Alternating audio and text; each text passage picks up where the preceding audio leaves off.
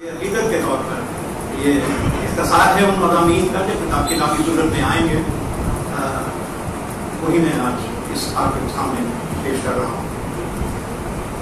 اس کا فارمیٹ یہ ہوگا، میرے پاس اس کے پوائنٹس بھی موجود ہیں، میرے سامنے اس کا ڈیٹیل بھی موجود ہے، لیکن ڈیٹیل جو ہے وہ 51 صفحے کے یہ ہیں۔ منتری مہودے ہیں جو کوئی بات کی جائے، ایسا کوئی رویہ اپنے لائف میں کبھی میں نے نہیں دیکھا، پر جب کبھی بحث ہوتی تھی، باتیں ہوتی تھی تو اپنا جو مدعا تھا جو باتیں تھی اپنا پکش اس پر کھڑے رہتے تھے۔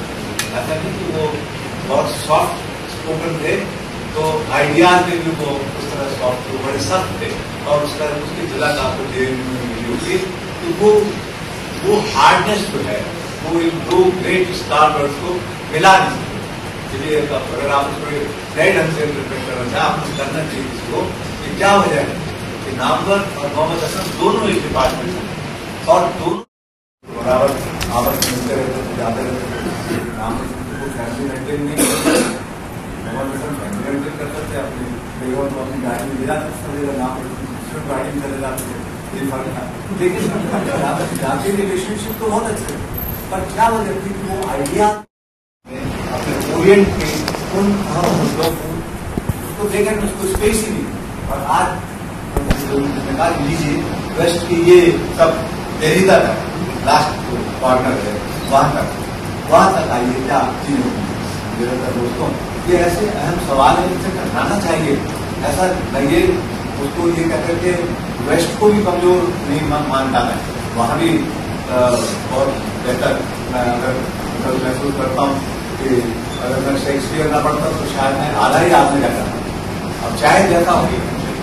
اس لیے ایسٹ اور ویسٹ کو ٹھیک طرح سے سمجھنے کی جو کوشش ہے وہ ہونی چاہیے، اور مجھے لگتا ہے کہ جب انہوں نے ایک طریقہ ڈھونڈ دیا ہے، جب سرکاری محکمہ میں کام کرتا تھا تو وہ اکثر ہم لوگ میٹنگوں میں بلاتے تھے، وہ اور مہربان تھے، وہ کبھی انکار نہیں کرتے تھے، کوئی بات نہیں آ کے پورا چلے جاتے ہیں، لیکن ان کے اپنے ریزرویشن اگر وہ ایکس کے ساتھ آنا ہوگا تو وہ نہیں آئے گا۔ یہ ایک ریزرویشن تھے، یہ اس بارے میں اچھی باتیں نہیں تھے، اس دن وہ یا بیمار پڑ جائیں گے یا کوئی اور آ جائے کام آ جائے گا، ایک دم ٹیلی فون اتنا موبائل کی طرح ایجاد نہیں ہوا تھا، بڑی مشکل سے خبریں ملتی تھی کہ نہیں وہ نہیں آ پا رہے ہیں، اور ہم لوگ اپنا کام کرتے ہیں۔ لیکن آپ کو جان کر بہت اچھا لگے گا کہ جب کبھی نئے لوگ آتے تھے، اور خاص طور سے ہمارے ہم لوگ تمل اور اس سے بہت سارے کام کرتے تھے، نئے لوگ آتے تھے، وہ آ کے ایک بالکل اسٹوڈنٹ کی مانند ان سے یہ جاننے کی کوشش کرتے تھے ایسا جو تمل اور کلاسیکل لینگویج اس میں کیا کیا چیزیں ہیں، کیسی کیا کیا ہے، اور پھر ان کو انٹرپریٹ کرنا تھوڑا سا مشکل لگتا تھا۔ مجھے تمل والا بھی کچھ طرح سے اردو نہیں جانتا تھا، اور بہت یہ ہوتا تھا کہ تمل والا ہندی بھی نہیں آتا تو یہ تمل جانتا ہے، ہندی نہیں جانتا اس سے کام۔ لیکن میں نے ان کو پایا کہ وہ آتے تھے، اور آپ سوچیں کہ کچھ دنوں میں وہ جب جے یو سے ریٹائر ہو گئے تھے تب انہوں نے اپنے ایک اسٹوڈنٹ ایک شاگرد بھیجا، تو شاگرد جو تھا وہ ایک ایسا ذہین اور کمسن لڑکا تھا، اس کا نام گنیش راہی ہے، کچھ ایسا نام تھا، بعد میں ان کے ممبئی میں بہت بڑا لینگویسٹ بھی آیا ہوا ہے۔ گنیش راہی آئے کہ محمد صاحب نے کہا ہے کہ وہ ہندوستان کے بارے میں کام کرتے ہیں، تو آپ کیونکہ ہندی محکمے میں ہیں تو آپ کچھ مدد امداد دیجیے۔ پھر دوسرے دن آئے کہ نہیں، میں مجھے پتا چلا کہ آپ اردو محکمے میں تو اردو دیجیے۔ اب ہندی اور اردو، اور یہ ہندی اور اردو ہندوستانی کو نہ اگر سہیوگ دے تو لعنت ہے ایسے محکموں پر، تو بیکار ہے کام کرنا۔ سرکاری پابندیاں ایسی تھی کہ نہ ہندی والے ہندوستانی قبول کرتے تھے اور نہ اردو والے، میں دونوں کا سمجھیے کہ دونوں کا ہیڈ مین تھا۔ یہ اسٹری اور پولیس لے سکتے، جیسے ایک اسٹری اور پولیس میں ہے ایک پرانا شعبے کے گارن پکشی ان کے دو منہ ہیں لیکن شریر ایک، اسی طرح سے ہندی اردو کی حالت تھی۔ میں نے ان کو سنایا کہ ہندی کی طرف سے ہم آپ کو ہندوستان کے بارے میں سن کر سکتے، لیکن ہندی والے ہندی کا پرچار ہوتا ہے ہندی چھیتروں میں کرتا ہے، وہ آپ کو چائے کام کر دیتا ہے۔ میں نے گنیش راہی کو کہا، گنیش راہی اگر آپ ہندوستانی میں کوئی جلسہ حیدرآباد میں کرنا چاہو ہم اس کے لیے آپ کو امداد دیتے ہیں۔ پھر آپ اردو سے پوچھیں. اس میں نظری اور عملی تنقید میں انہوں نے اپنی ایک منفرد شناخت قائم کری. محمد حسن صاحب نے شعوری طور پر کوئی ادبی نظریہ یا ادبی تھیوری نہیں پیش کی یا قائم کرنے کی کوشش نہیں کی، لیکن انہوں نے جو کچھ تنقید میں لکھا ہے ادب کے ساتھ سماجیات کو، اقتصادیات کو، تہذیب کو، ثقافت کو اور سب ساری چیزوں کو جس طرح سے انہوں نے داخل کیا ہے اور پیش کیا ہے، اس سے اپنے آپ ایک ان کا اپنا نظریہ اور تھیوری یا فکری نظریہ سامنے آتا ہے جو مستقبل قریب میں بہت جلد محمد حسن تھیوری کہلائے گا، محمد حسن نظریے کے نام سے اپنی پہچان بنا لے گا. محمد حسن صاحب تنقید میں ذاتیات کو، ذاتی رائے کو، میرا کہنے کا مطلب ہے کہ ذاتی رائے کو، اپنی ذاتی تعصبات کو یا ذاتی ترجیحات کو کبھی شامل نہیں کرتے تھے. اور وہ اکیڈمکس کے معاملے میں، علم کے معاملے میں پوری دیانتداری سے کام لیتے تھے. مجھے یاد ہے کہ جب میں یہاں آیا اور ان کی شاگردی میں اندر سبھا کی روایت پر کام کرنا شروع کیا تو اس وقت نارنگ صاحب سے ان کی نظری اختلافات اپنے پورے شباب پر تھے، نظری اختلافات تھے. اس کے باوجود انہوں نے مجھے نارنگ صاحب کی کتاب ریکمینڈ کیا، ہندوستانی قصوں سے محفوظ اردو مثنویاں، جو نارنگ صاحب کی کتاب تھی. انہوں نے کہا کہ آپ کے کام کی ہے، آپ اس کتاب کو ضرور دیکھیے. ایک دوسری مثال میں بتاؤں آپ کو کہ حسن صاحب ظاہر ہے کہ آپ سن چکے ہیں کہ اس سینٹر کے فاؤنڈر میں سے تھے. تو جب وہ سیلیبس بنا رہے تھے، ایم اے وغیرہ کا جب سیلیبس تشکیل دیا جا رہا تھا، بنایا جا رہا تھا، اس وقت شمس الرحمان فاروقی صاحب سے بھی ان کے نظری اختلافات تھے. ظاہر ہے کہ دونوں الگ الگ تحریکوں کے اس میں تھے، ان سے بھی اختلافات تھے. پھر بھی ان کی کتابوں کو کورسز میں شامل کیا باقاعدہ. اگر پرانا کورس ہمارے سینٹر میں محفوظ ہے، وہ ایک ریکارڈ ہے. تو وہ ذاتی چیزیں تھیں، ان کو علم میں یا اس سے علم کا نقصان ہو، یہ کبھی گوارا نہیں کرتا. تنقید میں بھی آپ دیکھیے کہ کتنا تنوع ہے ان کے یہاں. ایک طرف مارکسزم ہے، اس کے ساتھ تہذیبی اقدار کو اس میں انہوں نے شامل کیا، ثقافت کو اس میں شامل کیا، اس میں فنون کو اس کا حصہ بنانے کی کوشش کی. رومانیت پر بھی لکھا انہوں نے، ڈرامے کی تنقید بھی لکھا، اور ایسی تنقید لکھا کہ اس سے پہلے کسی نے نہیں لکھا ڈرامے کی ویسی تنقید. انہوں نے ایک نئی سمت سے اس ڈرامے کی تنقید، وہ جو گھسی پٹی تنقید ڈرامے کی چلی آ رہی تھی، اس کو بالکل اس کو نئے سرے سے انہوں نے پیش کیا.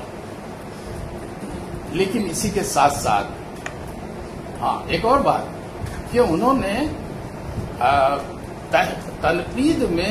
تنقید کو تحقیق کے ساتھ ہم آہنگ کیا، اس میں ہم آہنگی پیدا کی.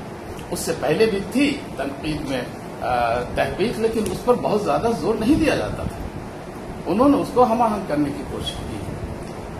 پھر دوسری بات یہ کہ وہ صرف نقاد نہیں تھے، بلکہ اسی کے ساتھ ساتھ وہ ایک اعلیٰ درجے کے تخلیق کار بھی تھے. انہوں نے شاعری بھی کی ہے، ناول بھی لکھا ہے، اور افسانے بھی لکھے تھے شروع میں انہوں نے. لیکن ان کی تخلیقیت سب سے زیادہ ابھر کر ڈرامے میں سامنے آئی کہ جو بہترین ڈرامے اردو کے ہیں، اس پیمانے کے ڈرامے انہوں نے، اور خاصی تعداد میں ان کے 6 مجموعے ہیں ڈراموں کے جو انہوں نے تخلیق کیے. یہ ان کی تخلیقیت ہے. اور صرف تخلیق کار ہی نہیں تھے، بلکہ وہ ایک معتبر اور بے بات صحافی بھی تھے. ان کی صحافت کی داستان شروع ہو جاتی ہے جب وہ لکھنؤ میں زیر تعلیم تھے، اور ابھی PhD انہوں نے شروع کیا ہے. اور فلم میل کے تو باقاعدہ ایڈیٹر تھے وہ. نہ صرف یہ کہ اخبار میں کا حصہ تھے بلکہ فلم میل کے تو باقاعدہ ایڈیٹر تھے. اب کہاں اردو ادب اور کہاں فلم، لیکن دونوں کو انہوں نے اس طرح ہم آہنگ کیا کہ اس کا حصہ بنا دیا. تو یہ ان کی جو خصوصیات تھی، اور سب سے بڑی ان کی خصوصیت جو تھی وہ یہ تھی کہ وہ اردو کا درد اپنے دل میں اس طرح رکھتے تھے کہ ہر وقت اسی کے بارے میں سوچا کرتے تھے. اور چونکہ وہ ویژنری تھے اس لیے انوویٹو طریقے ہمیشہ ڈھونڈتے رہتے تھے کہ اردو کے فروغ میں کون سا ایسا نیا طریقہ ہو کہ وہ زیادہ متاثر کرنے والا ہو، لوگوں کو زیادہ اپنے گرد لانے والا اور سمیٹنے والا. مثال کے طور پر انہوں نے اقبال صدی سیمینار کروایا جو عالمی سیمینار تھا، انٹرنیشنل سیمینار تھا. تو اس کے پہلے تک جو سیمینار ہوتے تھے وہ سیمینار کی طرح ہو جاتے تھے، لیکن اس میں انہوں نے باقاعدہ اقبال پر ایک بہت اچھی نمائش لگوائی، تصویروں کی نمائش، ان کے اشعار کی نمائش، ان کے پورٹریٹ. اور سردار جعفری صاحب نے ایک بہت اچھی نمائش ترتیب کی تھی، اس نمائش کو اس کا حصہ بنایا اس سیمینار میں، اور ان کی کتابوں کی نمائش. اسی طرح جب وہ لکھنؤ میں اردو اکیڈمی کے نائب صدر ہوئے تو اس میں انہوں نے یہ کیا کہ باقاعدہ اردو میلہ لگوایا وہاں پہ. اس سے پہلے کسی نے یہ بات سوچی نہیں تھی. آج اردو میلے اتنے دنوں کے بعد اب یہاں لگنا شروع ہوئے ہیں اور لوگ اس کو اپنا رہے ہیں. محمد حسن صاحب نے اس وقت کیا تھا، مجھے یاد ہے کہ 80 کے آس پاس، 1980 وغیرہ کے آس پاس جب وہ اردو اکیڈمی کے صدر ہوئے تھے، اس میلے میں انہوں نے کتابوں کی نمائش لگائی اور یہ اہتمام کیا کہ جو رائٹرز ہیں بڑے بڑے وہ وہاں موجود رہیں گے اور جو لوگ کتاب خریدیں گے اس پر دستخط کریں گے. اس کے علاوہ ہر شام ایک کسی چیز کا پروگرام ہوگا. لکھنؤ کی بارادری بہت مشہور ہے، بارادری میں وہ پروگرام کرتے تھے اور وہ بہت کامیاب تھا. پورے لوگ اس میں قوالی کا پروگرام، اس میں بدبازی کا پروگرام، اس کا پروگرام، شام غزل، مشاعرہ، بہت ساری چیزیں، طرح طرح کے پروگرام، صرف مشاعرے نہیں. تو وہاں کی پبلک عوام جو ہے وہ ٹوٹ پڑی ایک دم. میلہ لگا، ان کے لیے بالکل نئی چیز تھی. تو یہ نئی چیزیں وہ سوچتے رہتے تھے. ان کی شخصیت کی جو سنجیدگی تھی وہ بڑی، ان کی شخصیت کو، جو ان کے اندر سنجیدگی تھی وہ ان کی شخصیت کو ایک روب عطا کرتی تھی. لیکن اسی کے ساتھ ساتھ ایک خوش مزاجی بھی تھی ان کے اندر، کیونکہ وہ ہلکی تھی، اور وہ خوش مزاجی ان کی شخصیت کو بہت جاذب بناتی تھی. لکھنؤ میں جب وہ تھے، جب وہ فلم میل کے ایڈیٹر تھے، تو وہاں کے ایک صاحب نے لکھا ہے ان کے بارے میں جو ان کے ساتھی تھے. انہوں نے لکھا ہے کہ لکھنؤ میل میں انہوں نے ایک کالم شروع کیا سوال و جواب کا، جو اس سے پہلے نہیں ہوتا تھا. اور وہ سوال و جواب کا کالم جو ہے وہ تھوڑا طنز اور مزاح لیے ہوئے ہوتا تھا. چنانچہ جب قاری کے سوالات آتے تھے اور کچھ ان کے جوابات ہوتے تھے، تو یہ جو جواب دیتے تھے تو وہ جواب جو ہے وہ لوگوں میں چل نکلتے تھے. لوگ اس کو دہراتے رہتے تھے، استعمال کرتے رہتے تھے اپنی محفلوں میں، جب تک دوسرا ایڈیشن 15 دنوں کے بعد نہ آ جائے. اس میں ایک چیز انہوں نے لکھی ہے کہ اس زمانے میں فلم میں ایک ایکٹر تھا، آپ لوگ جانتے ہوں گے، گوپ کہلاتا تھا. گوپ اس کا نام تھا، جو بہت موٹا تازہ تھا.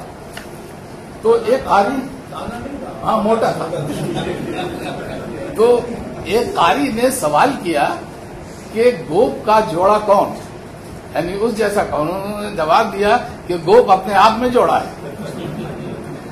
اسی طرح ایک صاحب نے سوال کیا کہ شاعر اپنی زلفیں کیوں بڑھائے رہتے ہیں. تو اس کا جواب دیا انہوں نے کہ نائی شعر سننے کو تیار نہیں ہوتے. تو یہ ان کی ذہن کی یہ مثالیں ہیں، لیکن روزمرہ زندگی میں بھی ان کے ذہنی خوش مزاجی کا تجربہ ہوتا رہتا تھا. تو یہ ان کی شخصیت کو بہت جاذب بناتی تھی، اور لوگ ان سے اتنا ڈرتے بھی رہتے تھے ان کے شاگرد کہ جلدی سامنے جانے کی ہمت نہیں کرتے تھے. یہ بھی مسئلہ تھا.